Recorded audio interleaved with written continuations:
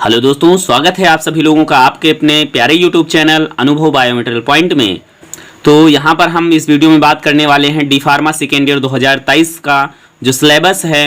यहाँ पर जो बुक रखी हुई है ये किसी भी प्रकार से प्रमोटेड वीडियो नहीं है। तो ये जानकारी आपको कैसी लगती है, यदि आप इंटरेस्टेड हैं तो इस बुक को आप देख सकते हैं। तो बुक में देखेंगे यहाँ पर क्या क्या कंटेंट दिया गया है। तो सबसे पहले हम बात करते हैं कि जो यहाँ पर सबसे पहली आपको बुक दिख रही है, ये देखिए, ये मॉडल पेपर के साथ में आप यहाँ पर देख सकते हैं। इसमें लिखा हुआ है कि as per PCI education regulation 2020 दिया गया है for second year diploma pharmacy. यहाँ पर जो डिप्लोमा फार्मेसी सेकेंड ईयर के लिए स्टूडेंट के लिए है, तो यहाँ पर हम देखेंगे, यहाँ पर लिखा हुआ है सॉल्व्ड पेपर्स सेकेंड ईयर, और ये बायोकेमिस्ट्री एंड क्लिनिकल पैथोलॉजी की है। तो यहाँ पर हम देखेंगे कि इसमें किस प्रकार से दिया गया है। देखिए, इसमें मॉडल पेपर दिए गए हैं और मॉडल पेपर का हल जो है यहाँ पर दिखाया गया है। यहाँ पर इसके अलावा और आप देख सकते हैं कि ये जो है जो पब्लिकेशन है, यहाँ पर आप देख रहे हैं सरल लिखा हुआ है। इसके बाद में यहाँ पर आप सिलेबस देख सकते हैं, कंटेंट देख सकते हैं, कोर्स कोड दिया गया है, लिखा हुआ है introduction to biochemistry, scope of biochemistry in pharmacy, cell and its biochemical organisation. इस प्रकार से carbohydrate, protein, lipids, nucleic acid, यहाँ पर आप देख रहे हैं न्यूक्लिक एसिड आप लोगों को दिख रहा होगा। ये देखिए न्यूक्लिक एसिड दिया गया है।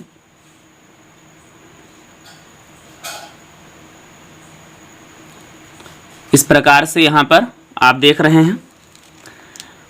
तो इस वीडियो में अगर पूरा पढ़ेंगे तो समय लग सकता है, तो इसलिए वीडियो को पॉज करके आप जो है पढ़ सकते हैं। और इसमें उसके बाद में हम देखते हैं, यहाँ पर आप देख रहे हैं कि जो 6 नंबर दिया गया है, इसमें एंजाइम्स पढ़ने हैं, हमें विटामिन्स पढ़ने हैं, मेटाबॉलिज्म पढ़ने हैं, और मिनरल, वाटर एंड इलेक्ट्रोलाइट्स पढ़ना है। इंट्रोडक्शन ऑफ बायोटेक्नोलॉजी, इसमें बायोटेक्नोलॉजी भी पढ़ना है। बायोटेक्नोलॉजी हमारे कक्षा 12 के स्टूडेंट, लगभग कक्षा 11 यह इसमें कक्षा 12 कार्बोहाइड्रेट, विटामिन्स, मेटाबॉलिज्म, एंजाइम, ये सारी चीज़ें पढ़ चुके हुए हैं। तो आप सभी जानते हैं कि सिलेबस आप देखिए कितना इजी है। कक्षा 12 के विद्यार्थियों जो हैं, कक्षा 11 और कक्षा 12 जिन बच्चों ने अच्छे से पढ़ा है, कोई ज़रूरत नहीं, सिर्फ लैंग्वेज का अंतर होता है। तो इस प्रकार से आप बहुत ही आसानी से देख सकते हैं। यहाँ पर देखिए मॉडल पेपर यहाँ पर दिया गया है, D pharm second year solved sample paper 1 दिया गया है। तो इस प्रकार से यहाँ पर मॉडल पेपर दिए गए हैं और उसके अकॉर्डिंग आंसर दिए गए। जैसे यहाँ पर आप देख रहे हैं कि जो पार्ट 1 होता है, पार्ट ए, इसमें जो है लिखा हुआ है answer any 6 questions, each questions carries equal marks. Means इसमें जो आपको क्वेश्चन दिए गए हैं वो 6 क्वेश्चन हैं, 6 क्वेश्चन करने हैं। मतलब आप देख रहे हैं कि इसमें लिखा हुआ है आंसर एनी 6 क्वेश्चन, मतलब किसी भी जो है 6 प्रश्नों का उत्तर दीजिए। Each questions carries equal marks, मतलब सभी प्रश्नों के जो अंक दिए गए हैं वो प्रत्येक जो है बराबर हैं, या प्रत्येक के जो है मार्क्स जो है बराबर हैं। तो इस प्रकार से यहाँ पर क्वेश्चन देख रहे हैं। Define proteins, classifying proteins based on composition and solubility with examples with suitable examples दिया गया है यहाँ पर। तो इस प्रकार से यहाँ पर जो है इस बुक का रिव्यू देख सकते हैं। यहाँ पर दिया गया है बायोकेमिकल रोल ऑफ कैल्शियम दिया गया है, कैल्शियम का क्या योगदान है। तो इस प्रकार से आप देख सकते हैं। पार्ट बी स्टार्ट होता है। पार्ट बी में देखेंगे answer any 10 questions, each question carries equal marks. यहाँ पार्ट बी में जो है 10 क्वेश्चन करने हैं और प्रत्येक क्वेश्चन जो है 3 मार्क्स का दिया गया है। उसके बाद में हम देखते हैं कि यहाँ पर ये पहला मॉडल पेपर चल रहा है, और उसके बाद में यहाँ पर पार्ट सी देख रहे हैं। तो पार्ट सी में लिखा गया मल्टीपल चॉइस क्वेश्चन आर, या ऑब्लिक का निशान है, fill in the blanks, answer all questions, each question carries equal marks. Means इसमें जो है 20 क्वेश्चन दिए गए हैं और प्रत्येक जो क्वेश्चन है वो एक नंबर का है। तो इस प्रकार से यहाँ पर आप देख सकते हैं कि टोटल हमारा जो पेपर हो रहा है वो 80 मार्क्स का हो रहा है। तो इसी प्रकार से जो है आप देख रहे हैं, फिर से D form second year exam solved sample paper दिया गया है, 2 दिया गया। इसी प्रकार से हमारे सैंपल दिए गए हैं। अब हम बात करते हैं, इस प्रकार से आप जो है यहाँ पर बायोकेमिस्ट्री एंड क्लिनिकल पैथोलॉजी का कंटेंट देख चुके हैं, क्या पढ़ना होता है, सारी जानकारी आपको पता हो चुकी है। तो अब हम बात करते हैं, यहाँ पर दूसरा हमारा पेपर देखते हैं। इसमें देख रहे हैं यहाँ पर diploma in pharmacy solve papers जो दिए गए हैं, इसमें कम्युनिटी फार्मेसी एंड मैनेजमेंट दिया गया है। इसमें हम कंटेंट की बात करते हैं।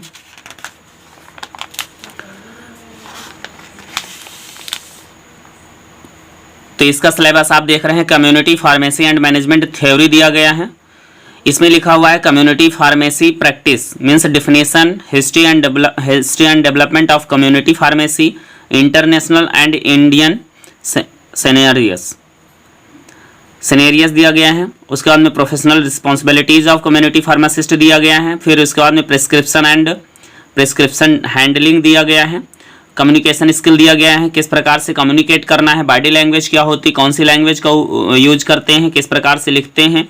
फिर उसके बाद में पेशेंट काउंसिल, यहाँ पर देख रहे हैं पेशेंट को किस प्रकार से काउंसिल करते हैं, वो सारी चीज़ें यहाँ पर आप देख रहे हैं। उसके बाद में मेडिकेशन दिया गया है और health screening service in community pharmacy दिया गया है। तो यहाँ पर आप देख रहे हैं, इस प्रकार से यहाँ पर आप देख सकते हैं।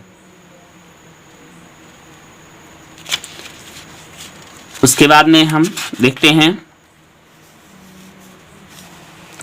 यहाँ पर देख रहे हैं दिया गया है ओवर द काउंटर, यहाँ पर देख रहे हैं ओवर द काउंटर मेडिकेशन दिया गया है। ओवर द काउंटर मेडिकेशन का मतलब होता है जब हम कोई मेडिसिन जाते हैं तो फार्मासिस्ट से डायरेक्ट बिना किसी डॉक्टर के प्रिस्क्रिप्शन के द्वारा, मतलब डॉक्टर से लिखवाने की ज़रूरत नहीं होती है, प्रिस्क्रिप्शन कराने की कोई ज़रूरत नहीं होती है। जो हमको जो फार्मासिस्ट होता है वो दवा दे सकता है, उसको हम OTC बोलते हैं।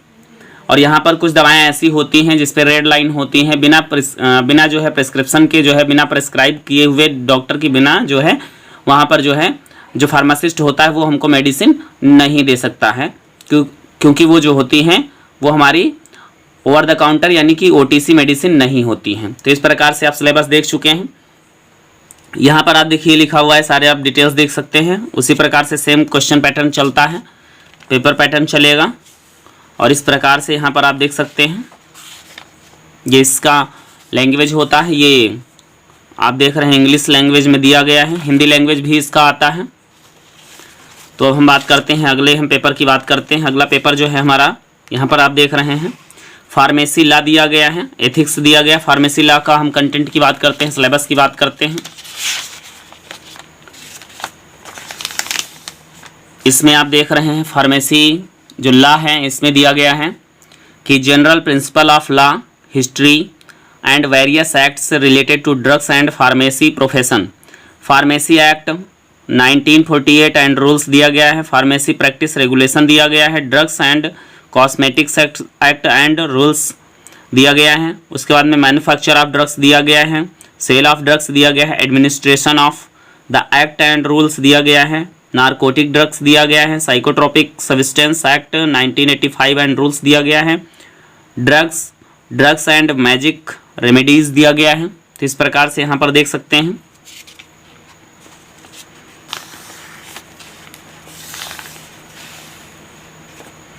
उसके बाद यहाँ पर दिया गया prevention of cruelty to animal act, poisonous act, FSSAI दिया गया है, food safety and standards authority of India दिया गया है, नेशनल फार्मास्यूटिकल प्राइसिंग अथॉरिटी दिया गया है, कोड ऑफ फार्मास्यूटिकल इथिक्स दिया गया है। तो इस प्रकार से आप सिलेबस को देख सकते हैं। इसमें blood bank clinical establishment act rules दिया गया है, बायोमेडिकल वेस्टेज मैनेजमेंट रूल दिया गया है, वो सारी चीज़ें यहाँ पर दी गई हैं। आप देख रहे हैं मेडिकल डिवाइसेस दिया गया है, categorisation basic except related to यहाँ पर मैन्युफैक्चर एंड सेल्स। तो इस प्रकार से आप देख सकते हैं फार्मेसी लॉ एंड इथिक्स दिया गया है। अगले हम पेपर की बात करते हैं।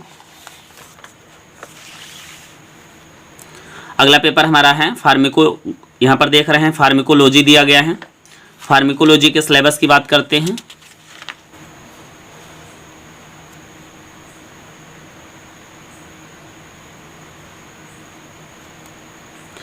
फार्मिकोलॉजी की हम बात करते हैं तो यहाँ पर दिया गया है general pharmacology, introduction and scope of pharmacology दिया गया है, various routes of drug administration दिया गया है। इस प्रकार से देख सकते हैं drugs acting on the peripheral nervous system, किस प्रकार से औषधियाँ जो हमारे पेरिफेरल नर्वस सिस्टम यानी कि परिधीय नर्वस सिस्टम पर काम करती हैं और इसके क्या क्या जो है विकार उत्पन्न हो सकते हैं। आप देख सकते हैं यहाँ पर दिया गया है एंटी कोलिनर्जिक ड्रग्स दिया गया है, एंटी एंड्रेनिजिक ड्रग्स दिया गया है, ड्रग्स एंड इन मेस्टियर ग्रेविस दिया गया है, लोकल एनेस्थेटिक एजेंट, ये सारी चीज़ें आप यहाँ पर देख रहे हैं। डायरेक्ट एक्टिंग ऑन द आई, मतलब किस प्रकार से जो ड्रग होती हैं आँख पर काम करती हैं, यहाँ पर ये रोग दिए गए हैं।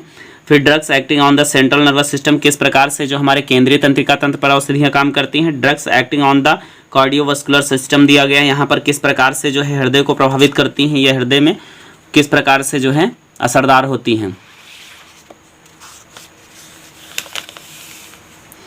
उसके बाद यहाँ पर देख रहे हैं drugs acting on blood and blood forming organs दिया गया है, मतलब किस प्रकार से ब्लड जो है ब्लड को प्रभावित करती हैं और ब्लड को बनाने वाले अंगों को प्रभावित करती हैं, आप यहाँ पर देख रहे हैं। फिर drugs acting on the gastrointestinal tract, यानी डाइजेस्टिव सिस्टम की बात कही जा रही है। Drugs acting on the kidney, किस प्रकार से जो है औषधियाँ जो है ड्रग को प्रभावित करती हैं। हार्मोन्स एंड हार्मोन एंटागोनिस्ट्स दिया गया है। फिर ऑटोक्वाइट्स दिया गया है और कीमोथेरेपेटिक एजेंट दिया गया है। और यहाँ पर आप देख रहे हैं बायोलॉजिकल्स दिया गया है। तो इस प्रकार से ये कंटेंट रहा जो हम लोगों को पढ़ना है।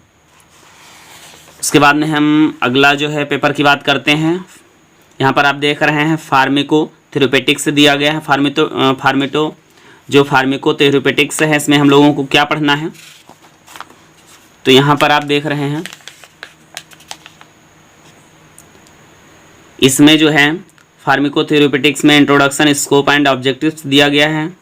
तो इस प्रकार से यहाँ पर आप देख रहे हैं कार्डियोवास्कुलर सिस्टम पढ़ना है, रेस्पिरेटरी सिस्टम पढ़ना है और इसमें बीमारी भी आप देख रहे हैं यहाँ पर ये पढ़ना है हम लोगों को। एंडोक्राइन सिस्टम के अंतर्गत डायबिटीज़ पढ़ना है, थायराइड डिसऑर्डर पढ़ना है। सेंट्रल नर्वस सिस्टम में आप यहाँ पर देख रहे हैं एपिलेप्सी है, इस प्रकार से एल्जाइमर्स हैं, स्ट्रोक है, माइग्रेन है। गैस्ट्रोइंटेस्टाइनल डिसऑर्डर में आप देख रहे हैं यहाँ पर जो है एल्कोहलिक लिवर डिसीज, इस तरह की चीज़ों को यहाँ पर पढ़ना है। उसके बाद में हम देख रहे हैं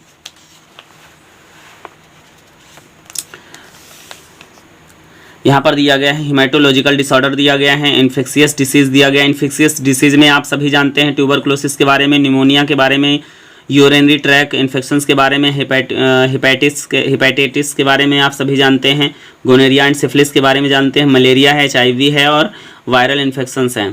तो इस प्रकार से उसके बाद में मस्कुलोस्केलेटल डिसऑर्डर दिया गया है, डर्मेटोलॉजी गया, त्वचा संबंधी रोग दिए गए हैं और फिर साइकेट्रिक डिसऑर्डर दिया गया है।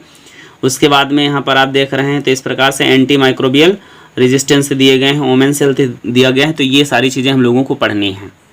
उसके बाद में लास्ट में हमारा जो है एक पेपर और बचता है जिसको हम जो है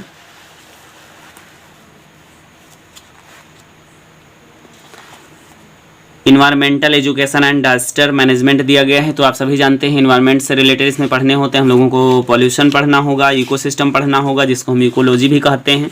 तो इस प्रकार से यहाँ पर आप देख रहे हैं कि इंट्रोडक्शन में बेसिक ऑफ इकोलॉजी पढ़ना, इकोसिस्टम पढ़ना, बायोडाइवर्सिटी पढ़ना, human activities and its effect on ecology and ecosystem पढ़ना है। उसके बाद में पॉल्यूशन पढ़ना है, वाटर पॉल्यूशन पढ़ना है, एयर पॉल्यूशन पढ़ना है। तो इस प्रकार से all total types of pollution पढ़ने हैं। उसके बाद में यहाँ पर आप देख रहे हैं नॉइज पोल्यूशन पढ़ना है, रेडियो एक्टिव पोल्यूशन पढ़ना है, सॉलिड वेस्ट मैनेजमेंट करना है,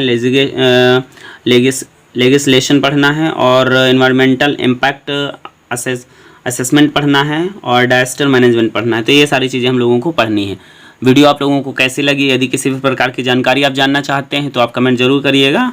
आपको हम जो है पूरी कोशिश करेंगे कि आपकी समस्या का समाधान किया जाए। तो वीडियो आप लोगों को कैसी लगी आप अपनी राय जरूर दें। वीडियो को पूरा देखने के लिए आप सभी लोगों का धन्यवाद। फिर मिलते हैं नई जानकारी के साथ, तब तक के लिए थैंक यू, बाय बाय।